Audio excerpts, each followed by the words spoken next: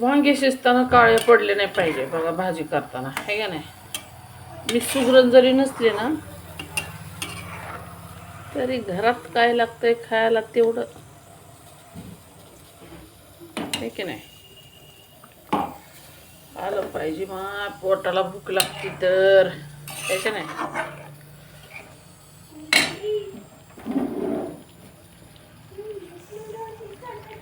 इकडं भात लावलाय. रात्रीच्या शिळ्या 2 भाकरी आहेत. मी मोठमोठ्याला जाडजूड केलेल्या, म्हणजे 5-6 भाकरी लागतात आम्हाला, 5 एक कुत्र्याला आणि आम्हाला 5 भाकरी.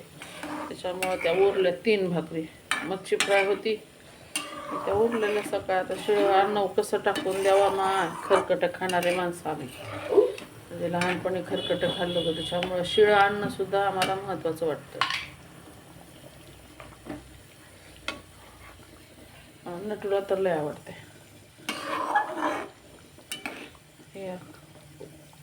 काळे वांगे पडत नाहीत. त्याची रेसिपी नाही टाकली मी, डायरेक्ट भाजी केलेलं व्हिडिओ दाखवते. अशा पद्धतीने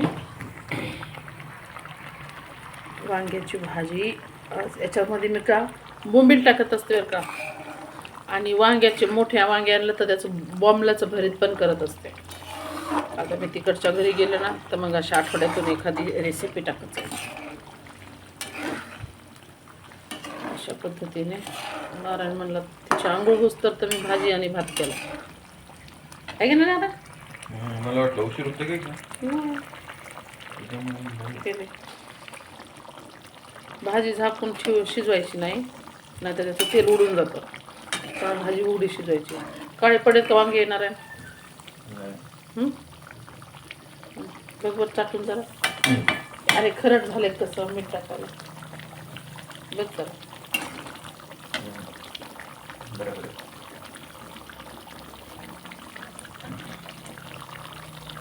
मंद आचेवर शिजवायचं, म्हणजे जास्त तेल उडून जात नाही.